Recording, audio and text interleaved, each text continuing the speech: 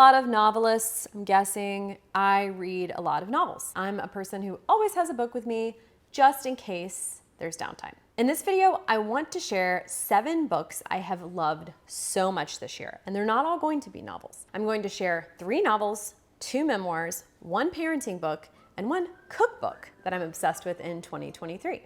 These are truly worth going out and getting immediately. Let's go.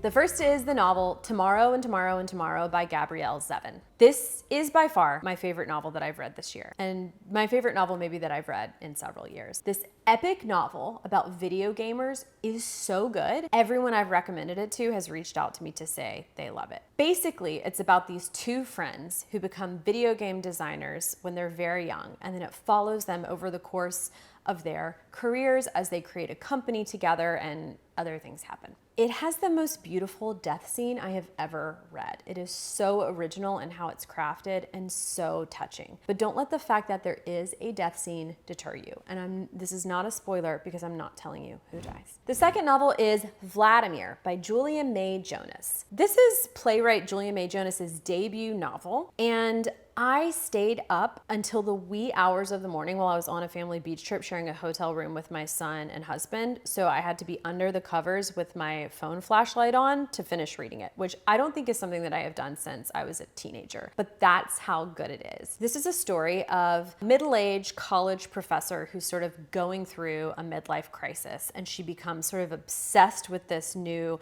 faculty member who has just arrived at the university. I won't tell you what happens from there because I don't want to give away spoilers, but suffice it to say the protagonist is so smart, and it's about writers, which is really fun if you are one. It also takes a really wild turn. This is one of the few books I've read in recent years where I've actually emailed the author afterward just to tell her how much I loved her book. All right, third we have a memoir, Stash by Laura Cathcart Robbins. Now, this is an addiction memoir, which is a genre that I'm a big fan of because addiction is so incredibly painful and so difficult to triumph over, and I have so much respect for people who not only do it, but then manage to tell the story of how they did it. This one is so readable and it's so gripping that I read it in about a sitting. I read it in under 2 days. It's a true page turner and it has a really heartwarming ending. Book number 4 is also a memoir, What My Bones Know by Stephanie Foo. Stephanie Foo was a producer at This American Life when she discovered that she had a diagnosis called complex PTSD. This memoir is the story of her attempt to work through her PTSD from childhood. So for anyone interested in trauma and how we overcome it, I really think this is a must read. It was actually assigned to me as part of a training I was doing on yoga and trauma, and now I recommend it to everyone. Okay, 5th, we have the novel Hello Beautiful by Napolitano.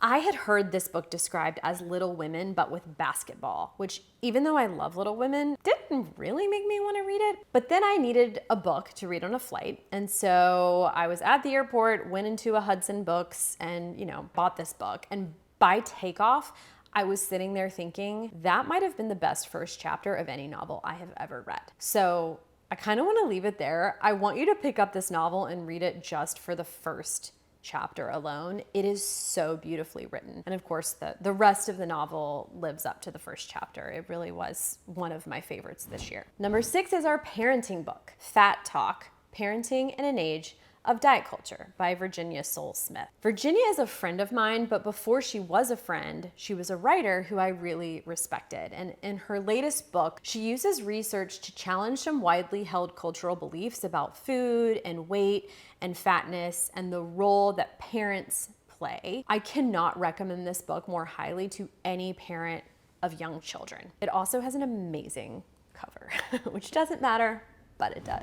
And finally, in the spirit of celebrating food, the 7th and last book is a cookbook, Sweet Enough by Alison Roman. Alison's cookbooks are my most used cookbooks by a long shot. I repeatedly go back to the favorite recipes I have in her cookbooks. So I was super excited to get her first dessert book as soon as it came out this year. I read it pretty much cover to cover on its publication day. I mean, not actually making the desserts, but just, to read through it. And just to give you a taste of why, I think a book like this is so cool and important, here's something she writes in the prologue. It reads, "Sweets by nature are a little frivolous. Gestures that demonstrate joy can exist just to exist. A simple but valuable reminder that desire is as important as hunger, want as important as needs."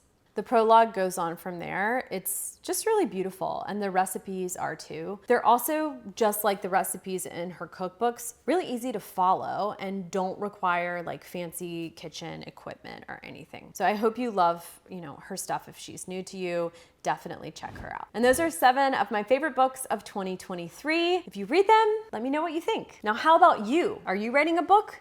Or do you want to write a book? Because if so, I would love to hear from you. When I'm not writing, my mission is to help aspiring authors write their dream books through my program, the Book Incubator, a 12-month MFA alternative. You can apply by going to thebookincubator.com. The application is only 2 questions. It'll take less than 5 minutes. And if you're accepted, I'll send you my free video walking you through my 4 notebooks method for writing a novel. Just go to thebookincubator.com. I hope to hear from you.